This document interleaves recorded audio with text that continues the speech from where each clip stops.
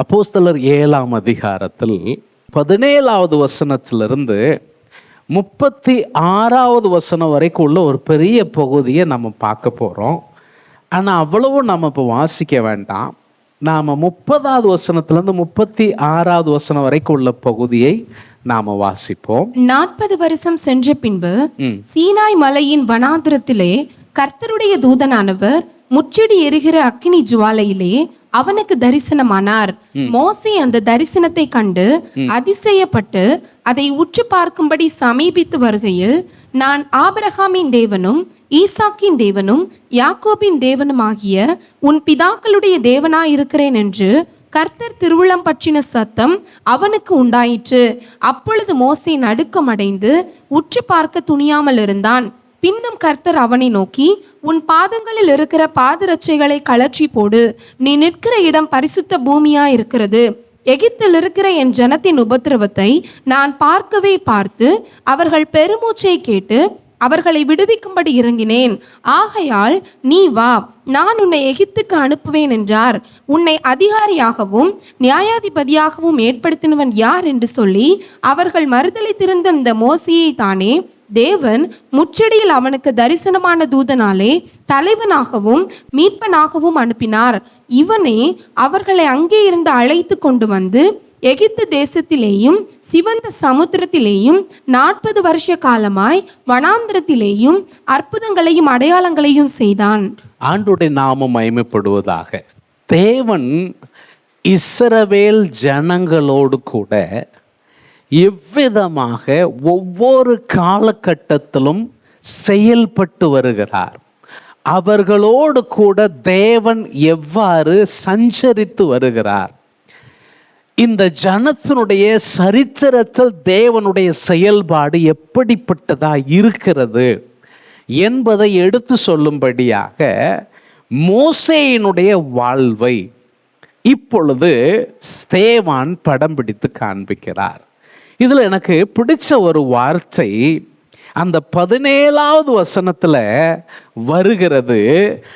ஆபிரகாமுக்கு தேவன் ஆணையிட்டு தந்த வாக்குத்தத்தம் நிறைவேறும் காலம் சமீபித்த போது. இந்த கடைசி வரியை நீங்க அண்டர்லைன் பண்ணுங்க. வாக்குத்தத்தம் நிறைவேறுகிற காலம். என்ன காலம்? எல்லாரும் சொல்லுங்க. வாக்குத்தத்தம் நிறைவேறுகிற காலம் சமீபித்த போது. காலம் சமீபித்த போது. அநேக நேரங்கள்ல நமக்கு இருக்கிற பிரச்சனையே இதுதான்.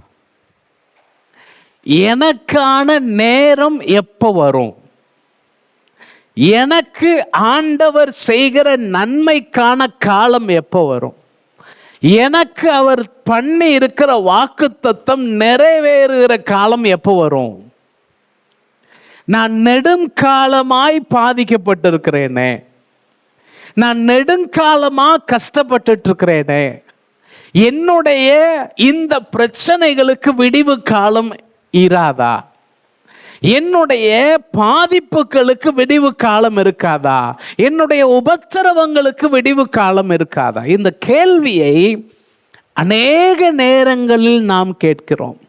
ஆனால் கடந்த முறை நான் யோசேப்பினுடைய வாழ்வை உங்களுக்கு எடுத்து சொல்லிய பொழுது, கிட்டத்தட்ட அவன் அடிமையாக விற்கப்பட்ட காலத்திற்கும் அவன் எகிப்தின் அரசனை சந்தித்த அந்த காலத்திற்கும் இடையில 13 ஆண்டு கால இடைவெளி இருந்துச்சு. இந்த 13 ஆண்டு காலம் அவன் நெருக்கத்தில் இருந்தால் கூட நமக்கு தெரிந்த சத்தியம் என்னன்னு கேட்டா, அவன் அடிமையாய் விற்கப்பட்ட இடத்திலே போத்திபாருடைய இல்லத்திலே அவனை கர்த்தர் காரிய சித்தி உள்ளவன் ஆக்கினார். விளைவு என்ன? அந்த நபருடைய அவர் சம்பந்தப்பட்ட அனைத்து காரியங்களுக்கும் இவனை அவர் அதிகாரியாக்கினார். ஆனாலும் இவன் அடிமைதான் இல்லையா?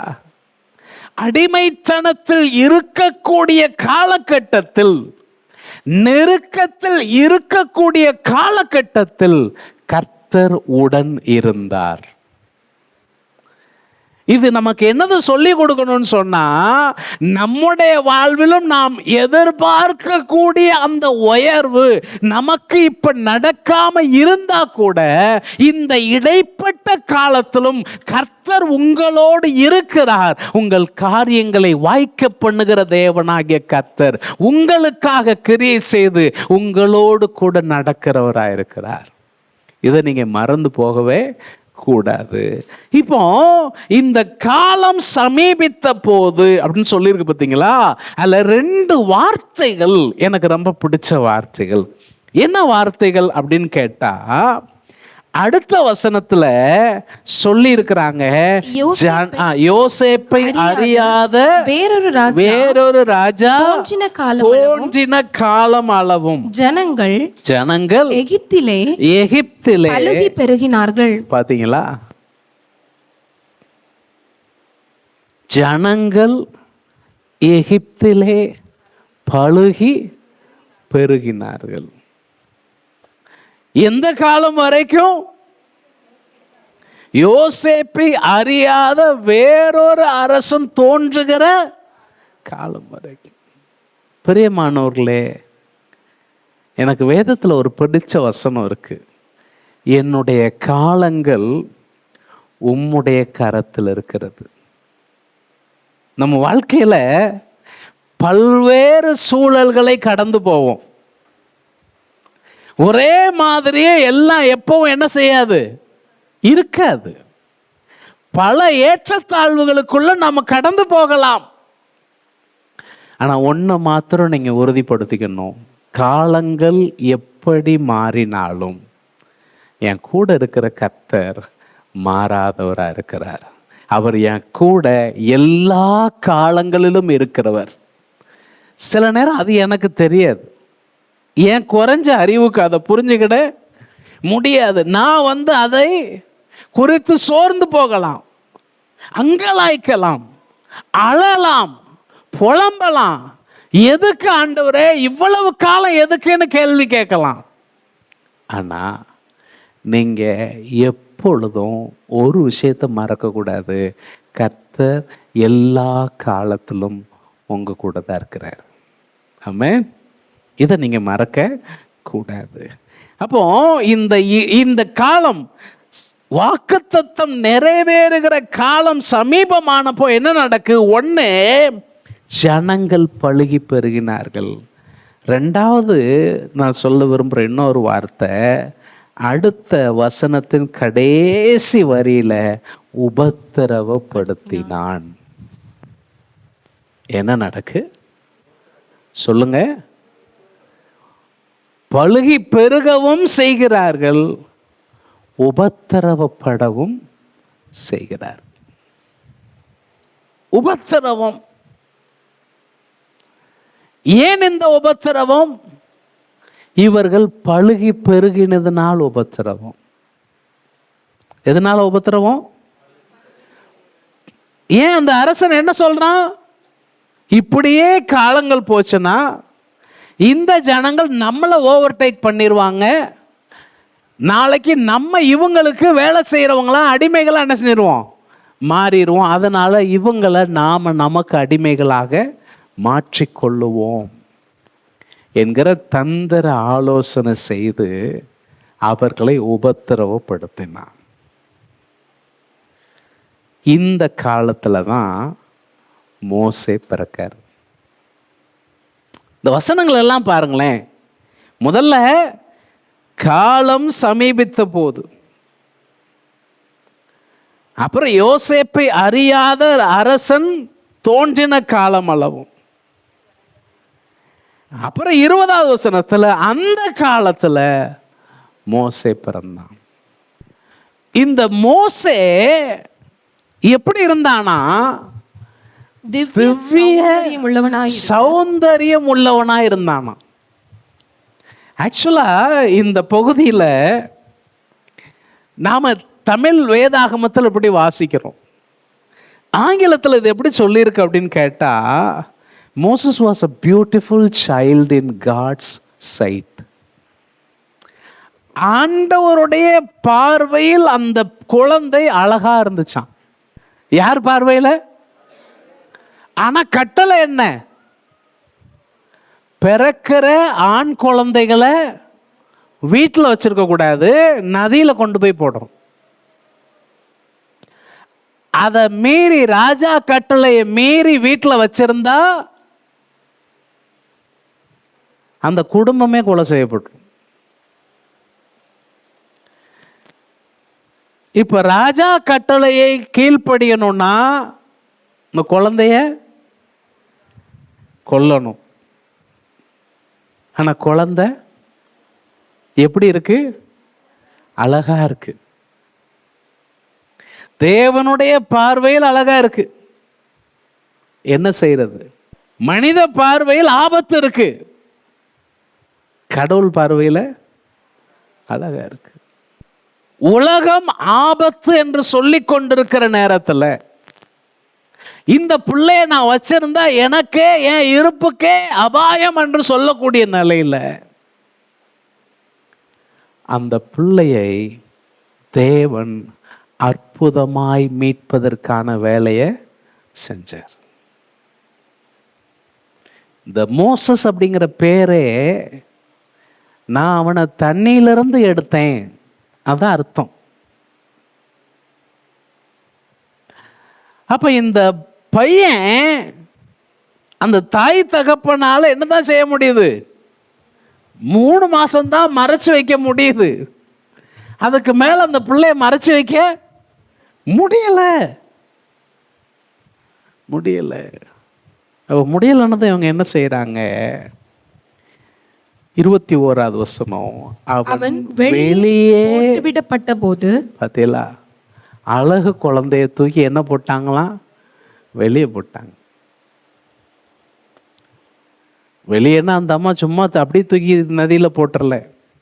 அழகா ஒரு நாணல் பெட்டி தயாரிச்சு, போட்டு மாதிரி அதை அழகா செஞ்சு, அதில் பிள்ளைய வளர்த்தி ரொம்ப நேர்த்தியா கொண்டு போய் வச்சு, அப்புறம் அதுக்கு ஒரு ஆளையும் செட்டப் பண்ணி, அதை பார்த்துட்டு இருக்கிறதுக்கு ஒரு ஆளை ரெடி பண்ணி, அதை இப்போ பார்வோன் எந்த டயத்தில் அதை கொண்டு போய் வைக்கணுங்கிற மாதிரி அதையும் ரெடி பண்ணி, பார்வோனுடைய குமாரத்தி அங்க குளிக்க வர அந்த நேரத்தை என்ன அழகா அந்த அம்மா செட்டப் பண்ணியிருக்காங்க பாருங்க. கடைசியில் அவங்க அக்காக்காரங்க போய் என்ன செய்யறாங்க? இந்த பிள்ளைக்கு பால் கொடுக்கறதுக்கு உங்களுக்கு யாரும் வேணுமா? நான் கூட்டிட்டு வரேன். அதுவும் அரண்மனை அம்மாவுக்கு அறிவு கொஞ்சம் கம்மியா இருக்கும்னு நினைக்கிறேன். சரி, கூட்டிட்டு வா. இந்த அக்கா நேர மோசே அம்மாவே கூட்டு வந்தாச்சு. ஓகே, இப்போ அரசி என்ன சொல்றா? ராஜகுமாரத்தி, இந்த பிள்ளைய எனக்காக வளர்த்துடு, இந்த பிள்ளைய வளர்க்கறதுக்கு நான் கூலி தருவேன். பிள்ளைய வளர்க்கறதுக்கு என்ன தருவேன்?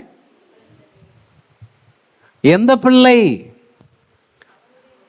வெளியே போடப்பட்ட பிள்ளை. வெளியே போடப்பட்ட பிள்ளையை வளர்ப்பதற்கு என்ன கிடைக்க போகுது? கூலி. ஆண்டவருடைய செயல்பாடு ரொம்ப ஆச்சரியமானது. சில நேரம் நம்மளால என்ன செய்ய முடியாது? புரிஞ்சுக்க முடியாது. தேவன் கிரியை செய்கிறாரா அப்படிங்கிற கேள்வியை நம்ம கேட்கவே கூடாது. உங்க வாழ்க்கையில நீங்க எப்படிப்பட்ட சூழல்ல போனாலும் இந்த கேள்வி கேட்கக்கூடாது. ஏன்னா தேவன் அவர் ஒருபோதும் கிரியை செய்யாம சும்மா இருக்கிறதே கிடையாது. நம்ம ஒவ்வொருத்தருடைய வாழ்க்கையிலும் தனிப்பட்ட விதத்தில் அவர் கிரியை செய்து கொண்டே தான் இருக்கிறார். அல்லேலூயா. அப்போ காலம் சமீபமாகணும், காலம் கனிஞ்சு வரணும். அந்த காலம் கனிந்து வருகிற வரைக்கும் நாம பொறுமையா இருக்கணும். அந்த இடைப்பட்ட காலத்துல நாம சோர்ந்து போயிடக்கூடாது. பொறுமையோடு கர்த்தருடைய சித்தத்தை செய்து கொண்டே இருக்க வேண்டும். இப்போ நீங்க கலாத்தியர் நிருபம் 4ஆம் அதிகாரம் 4வது 5வது வசனத்தை பாருங்க சீக்கிரம். நாம் புத்திர சுபிகாரத்தை அடையும்படி நியாய பிரமாணத்துக்கு கீழ்ப்பட்டவர்களை மீட்டுக் கொள்ளத்தக்கதாக காலம் நிறைவேறின போது ஸ்திரீனிடத்தில் பிறந்தவரும் நியாய பிரமாணத்துக்கு கீழானவருமான தம்முடைய குமாரனை தேவன் அனுப்பினார். தேவன் தம்முடைய குமாரனாகிய இயேசு கிறிஸ்துவை ஏற்ற காலத்தில் அனுப்பினார். எப்போ அனுப்பினார்? காலம் நிறைவேறின போது அனுப்பினார். வேதம் சொல்லுது, அவர் சகலத்தையும் அதனதின் காலத்தில் எப்படி செஞ்சிருக்கிறாரா? சத்தமா சொல்லுங்க, நேர்த்தியா செஞ்சிருக்கிறார். அதனால நீங்க என்ன செய்ய வேண்டியதில்லை, கவலைப்பட வேண்டிய அவசியம் இல்லை. உங்க வாழ்வு காலங்களில் ரொம்ப அற்புதமாய் இந்த குயவன் உங்களை வணைந்து கொண்டே இருக்கிறார். ஆமென். ஓகே, சரி, இது முதல் பகுதி. 2வது பகுதி என்ன அப்படின்னா, மோசேயினுடைய வாழ்வில் அவன் வளர்த்தெடுக்கப்பட்டு வாலிபன் ஆன பொழுது அவனை எகிப்தினுடைய அரண்மனையில் கொண்டு போய் விட்டாங்க. அவன் அரண்மனையில் இருக்கக்கூடிய எகிப்தியருடைய சகல சாஸ்திரங்களிலும் கற்று தேறுகிறான். வாக்கிலும் செய்கையிலும் வல்லவனானான். பெரிய இடத்துக்கு வந்துட்டான். பெரிய இடத்துக்கு வந்தாலும் அவனுக்குள்ள தன் ஜனத்தை சந்திக்கணும்னு ஒரு ஆசை. யார? அப்படிதான் சொல்லியிருக்கு. 23வது வசனத்துல தன்னுடைய சகோதரரை கண்டு சந்திக்கும்படி அவனுடைய இருதயத்தில் எண்ணம் உண்டாயிற்று. அது என்னங்க கண்டு சந்திக்கிறதுனா என்னது? அப்படின்னா என்னது? கண்டு சந்திப்பது அப்படின்னா என்னது? சும்மா போய் ஹாய், ஹவ் ஆர் யூ, நல்லா இருக்கீங்களா, பாய், அதான் சந்திப்பு. நிறைய நேரம் நம்ம சந்திப்புன்னா அதான் நினைக்கிறோம். சந்திப்புன்னா அது கிடையாது. சந்திப்புன்னா என்னன்னா, அவனுடைய அடிமைத்தனத்தை விட்டு அவனை வெளியே கொண்டு வரணும். அதுதான் சந்திக்கிறது. இவன் யாரை சந்திக்க விரும்பினா? தன்னுடைய சகோதரரை சந்திக்க விரும்பினா. நான் இந்த பகுதியை 2 பிரிவா பிரித்து சொல்ல விரும்புகிறேன். மோசே தன் சகோதரரை சந்திக்க விரும்பினான். தேவன் மோசேயை சந்தித்தார். தேவன் மோசேயை சந்தித்தார். சில நேரத்தில் நம்முடைய மனதில் ஆண்டவர் விருப்பங்களை தரலாம். அது ஆண்டவரே தந்த விருப்பமா இருக்கலாம். இப்ப ஏதோ ஒரு வகையில மோசேக்கு இது தெரிஞ்சிருக்கு.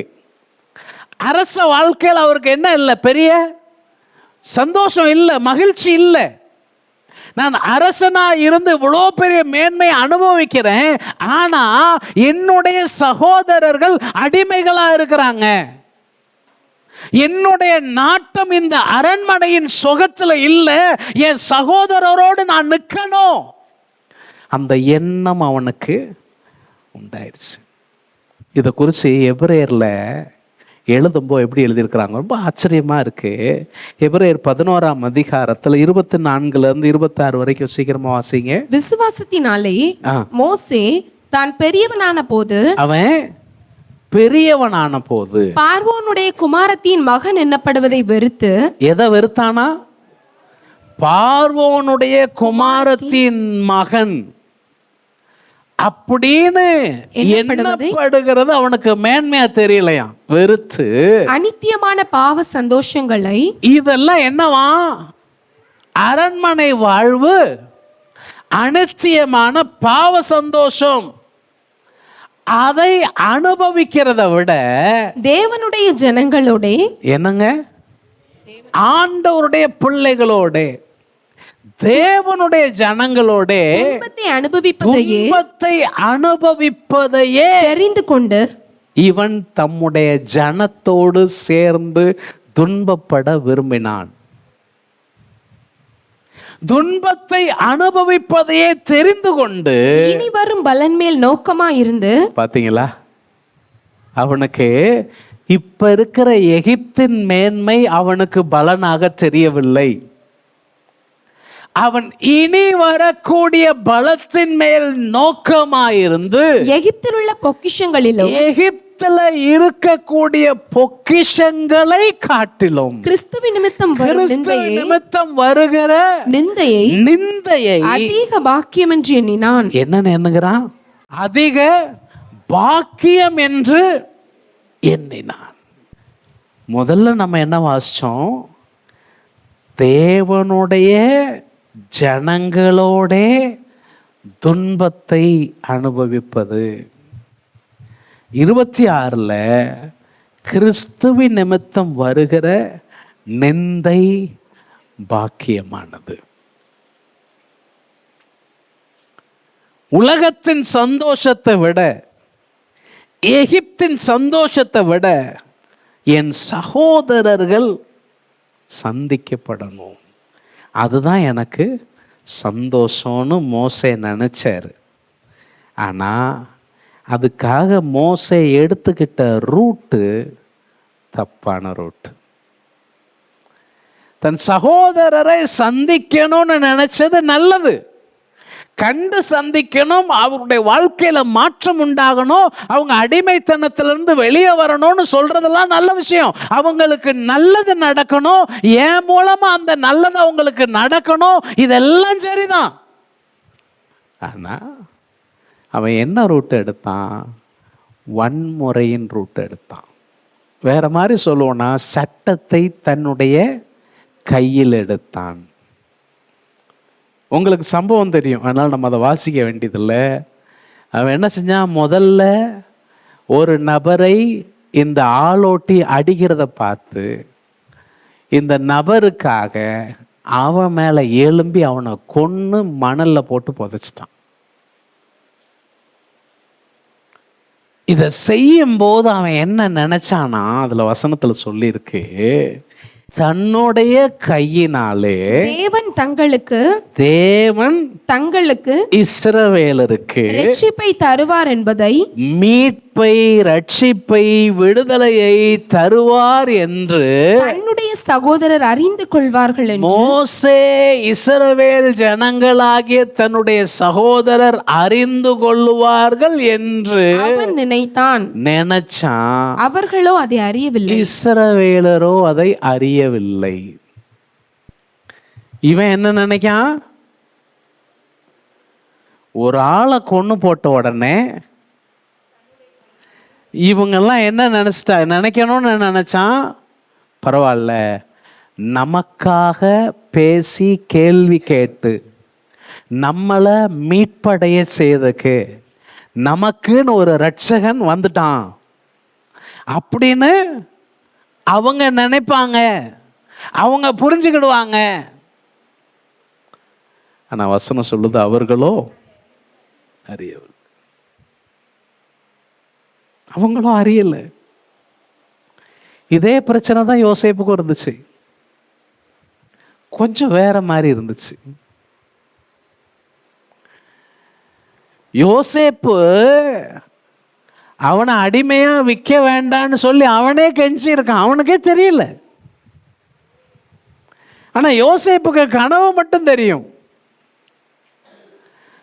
அவன் கனவு நிறைவேறுங்கிறது நினைச்சான், ஆனா எந்த ரூட்ல வருங்கிறது அவனுக்கு தெரியாது. அவன் சகோதரர்களுக்கு இவன் சொப்பனோ நிறைவேறக்கூடாது, இவனை நம்மளை விட்டு அகற்றணும்னு நினைச்சாங்க. இவன் தான் நாளைக்கு நம்ம குடும்பத்துக்கே படி இழக்க போறாங்கிறது அவங்களுக்கு தெரியல. அப்படியெல்லாம் தெரிஞ்சிருந்தா அவனை இப்படி உபத்திரவப்படுத்தி இருக்க. மனிதர்கள் அநேக நேரத்துல நம்மளை குறித்து புரிஞ்சுக்கவே முடியாது. சிலர் நம்மளை குறித்து தெரிஞ்சுக்கணும் நம்ம நினைப்போம். நம்ம விஷயங்கள் நாம அவங்க நன்மைக்காகத்தான் வேலை பார்க்கிறோங்கிறத அவங்க தெரிஞ்சுக்கணும்னு நினைப்போம். ஆனா அவங்க புரிஞ்சுக்க மாட்டாங்க, தெரிஞ்சுக்க மாட்டாங்க. ஏதோ நாம அவங்களுக்கு விரோதியா இருக்கிற மாதிரி நினைப்பாங்க. இப்ப அதாங்க நடந்துச்சு. அடுத்த நாள்ல இன்னொரு ஆளை போய் பார்த்து, ஏன்பா உன் சகோதரனுக்கு தீமை செய்யறன்னு கேட்டா உடனே அவன் கேள்வி கேட்கான், உன்ன எங்களுக்கு அதிகாரியாக நியாயாதிபதியா உன்னை ஏற்படுத்தினவன் எவன்? கேள்வி பத்தியா? யார் உன்னை ஏற்படுத்தின? எனக்கு மேல அதிகாரியா இருக்க, எனக்கு மேல நியாயாதிபதியா இருக்க, யார் உன்னை ஏற்படுத்தினா?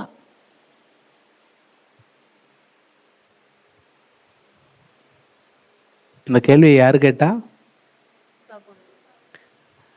நியாயம் செஞ்சவன் இல்லை, அநியாயம் செஞ்சுட்டு இருக்கவன், சண்டைக்காரன். உடனே ஒரு ஓடிருந்தார். அப்புறம் வசனம் சொல்லுது 40 வருஷம்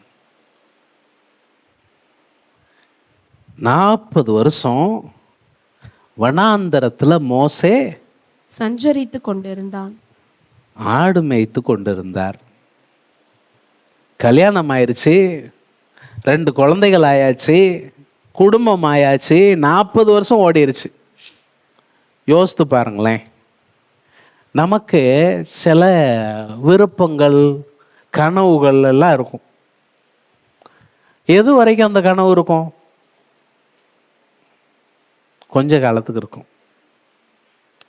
அப்புறம் திருமணம் ஆயிடுச்சு அப்படின்னா நம்மளுடைய எண்ணங்கள் என்ன செஞ்சுக்கிடுவோம்? சரி, இனி இது என்ன செய்யாது. நேற்றைக்கு ஒரு விஷயம் பேசிட்டு இருந்தோம். ஒரு குறிப்பிட்ட ஒரு ஆசிரியரை பற்றி ஒரு பேச்சு வந்துச்சு.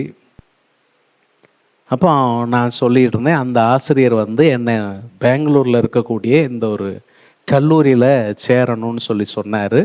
நானும் போய் இன்டர்வியூலாம் அட்டன் பண்ணிட்டு வந்தேன். கல்லூரியில் சேருகிறதுக்கு எனக்கு அழைப்பு வந்துச்சு.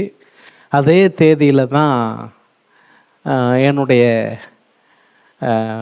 மனைவியினுடைய தகப்பனார் எங்கள் சர்ச்சுக்கு என்னை பற்றி விசாரிச்சுட்டு போனார். அதே தேதியில் தான் இன்னொரு ஊழியத்தில் அழைப்பு வந்துச்சு. அப்போ நான் சொன்னேன், எனக்கு அட்மிஷன் லெட்டரை நான் தூர வச்சுட்டு மேரேஜுக்கு அட்மிஷன் போட்டாச்சு. அப்போ அந்த கல்லூரியினுடையது செராம்பூர் யூனிவர்சிட்டின்னு சொல்லுவாங்க, அதில் உள்ளது. அவ்வளோதான், முடிஞ்சு போச்சு. அதுக்கப்புறம் நம்ம வேறு ரூட்டில் என்ன செஞ்சிட்டோம், போயிட்டோம். இன்னைக்கு நான் திரும்ப அங்கே போகணுங்கிற அவசியம் எனக்கு இல்லை. நான் சொல்கிறது எப்போ 2003 சொல்கிறேன். இப்போ 23 வருஷம் ஆயிடுச்சு. மோசே கல்யாணம் முடிஞ்சு 40 வருஷம் ஆயிடுச்சு. அப்போ என்ன ஆகும்? சரி, நம்ம காலம்லாம்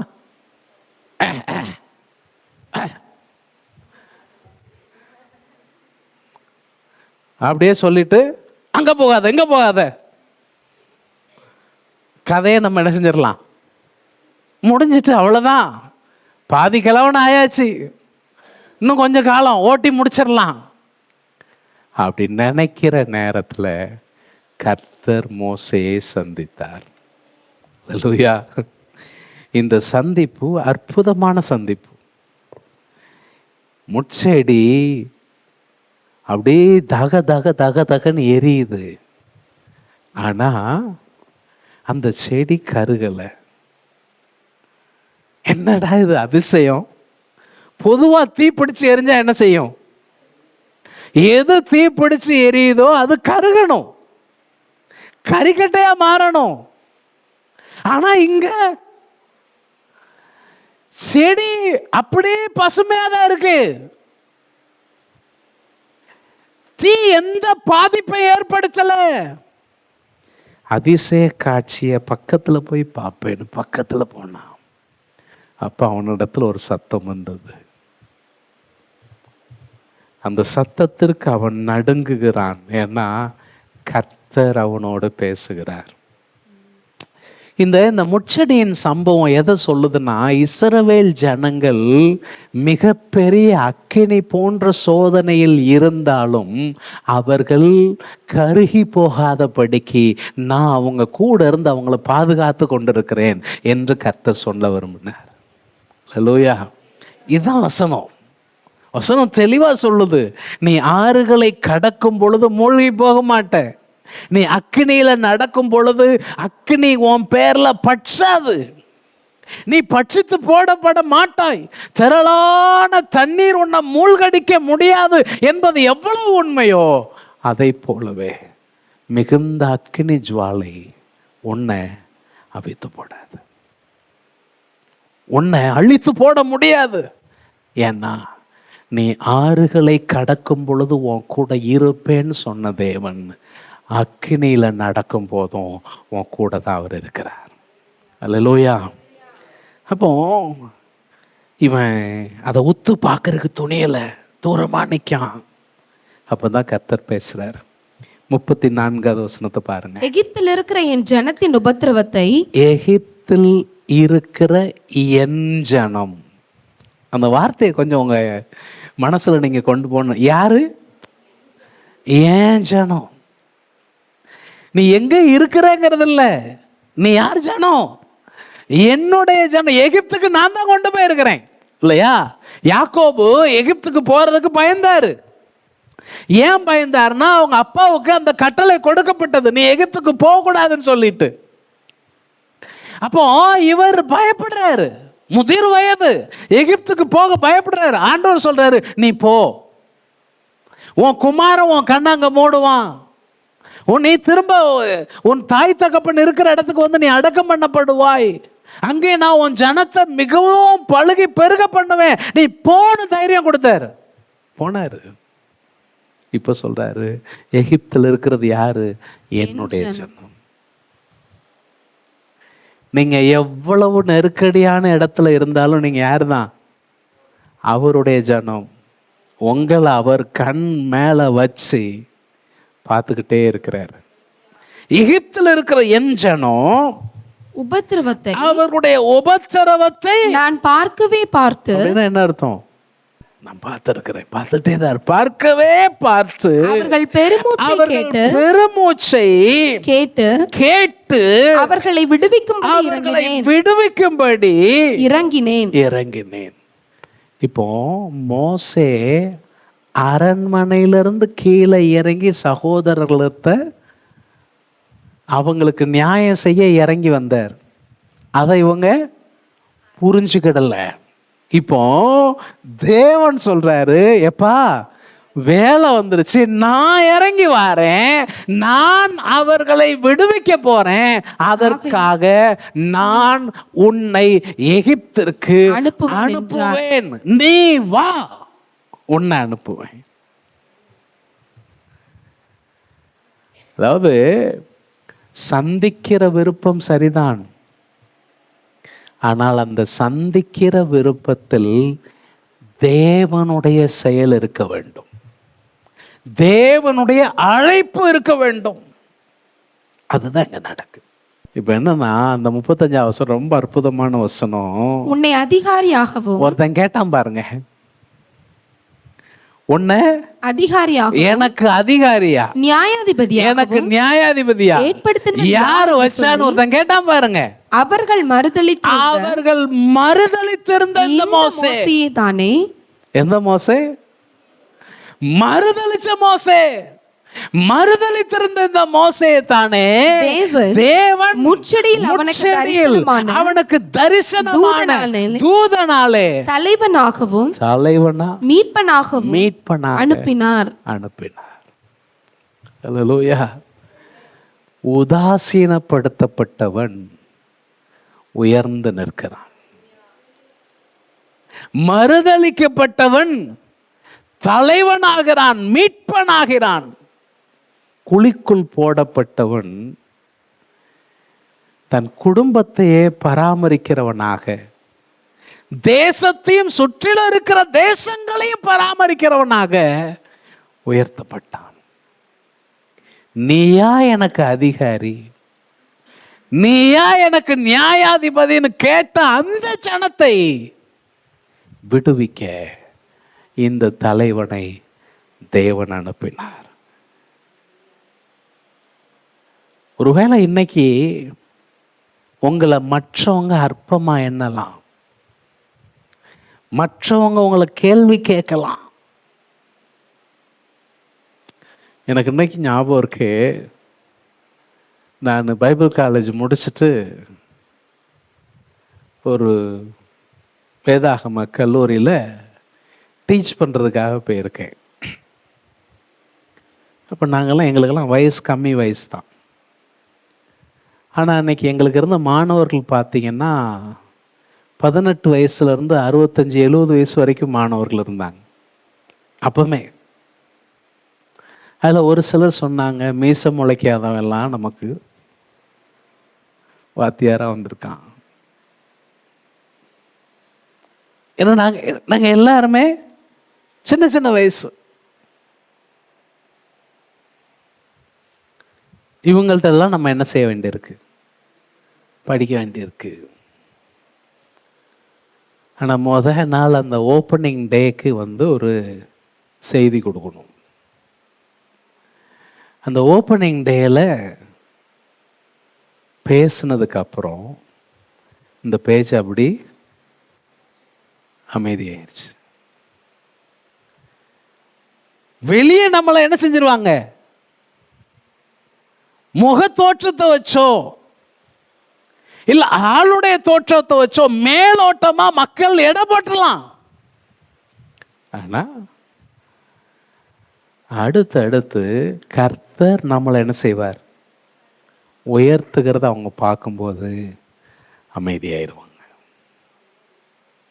நான் சொல்றேன், உங்களை உதாசீனப்படுத்துகிற இடத்துல, உங்களை மறுதலிக்கிற இடத்துல, உங்களை வெறுத்து ஒதுக்குகிற இடத்துல தேவன் உயர்த்தி வைக்க வல்லவராக இருக்கிறார். நிச்சயமா அவர் அதை செய்வார். மோசேக்கு அதை செய்தார். எனக்கு ரொம்ப ஆச்சரியமான ஒரு விஷயம் என்னன்னா, மோசேயை குறித்து உபாகமம் கடைசி அதிகாரத்துல என்ன சொல்லியிருக்கிறாங்க பாருங்களேன். கர்த்தரை முகமுகமாய் அறிந்த மோசேயை போல, அதாவது இந்த எகிப்துல இருந்து வனாந்தர பாதையில நடந்து அவர் செய்த அடையாளம், அற்புதங்கள், அவர் மூலம் ஆண்டவர் சொன்ன வார்த்தைகள், இதெல்லாம் பார்க்கையில் கர்த்தரை முகமாய் அறிந்த மோசேயை போல ஒரு தீர்க்கதரிசியும் இஸ்ரவேலில் எழும்பினது இல்லை என்று விளங்கும். இப்படி ஒருத்தர் எழுதி வச்சிருக்கிறார். நிச்சயமா அதை மோசே எழுதியிருக்க மாட்டாரு. மோசேக்கு அப்புறம் வேற ஒருத்தர் எழுதியிருப்பாரு. அவர் எழுதின காலம் வரைக்கும் மோசேயை போல ஒரு பெரிய தீர்க்கதரிசி எழும்பினதில்லை. எவ்வளோ பெரிய சாட்சி, எவ்வளோ பெரிய சாட்சி. இன்னைக்கு நான் உங்களுக்கு கர்த்தருடைய வார்த்தை சொல்லுகிறேன். உங்களுக்கான வேலை எப்போங்கிறது உங்களுக்கு தெரியாமல் இருக்கலாம். ஆனால் உங்களுக்கான வேலையில் சரியான நேரத்தில் உங்களுக்காக கிரியை செய்கிற தேவன் உண்மை உள்ளவராக இருக்கிறார். நம் தேவனாகிய கர்த்தர் நம்மை சந்திக்கிறவர். எல்லாவற்றுக்கும் மேலாக நாம் எதிர்த்து நிற்கப்படுகிற இடத்தில், புறம் தள்ளப்படுகிற இடத்தில் நம்மை மேன்மைப்படுத்துகிறதற்கு நம்முடைய தேவன் போதுமானவராக இருக்கிறார். முழங்கால் படிடுவோம், கர்த்தருடைய முகத்தை நோக்கி பார்ப்போம். அன்பின் ஆண்டவரே, உம்முடைய வசனத்திற்கு முன்பதாக எங்களை தாழ்த்துகிறோம். மோசேயின் வாழ்வில் நீர் செய்த மகத்துவமான செயல்களை எண்ணி பார்க்கிறோம். எங்களுக்கும் நாங்கள் அறியாத நேரங்களில், எங்களுக்கு புரியாத வேளைகளில், எங்களுடைய மனதிற்கு எட்டாத சூழல்களில் அப்போதும் நீர் கிரியை செய்கிறவர் என்பதை நாங்கள் ஒருபோதும் மறக்காமல் உம்மை மகிமைப்படுத்த எங்களுக்கு உதவி செய்யும். உம்முடைய பிள்ளைகளை ஆசீர்வதியும். உம்முடைய பிள்ளைகளுடைய காலங்கள் உம்முடைய கரத்தில் இருக்கிறதற்காய் நன்றி செலுத்துகிறோம். உமக்கு மகிமையாய் உம்முடைய பிள்ளைகள் ஒவ்வொருவரும் எழும்பி பிரகாசிக்கட்டும். உம்முடைய கரம் பிள்ளைகளோடு இருந்து நடத்தட்டும்.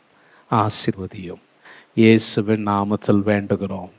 ஜெபம் கேளும் நல்ல பிதாவே. ஆமென்.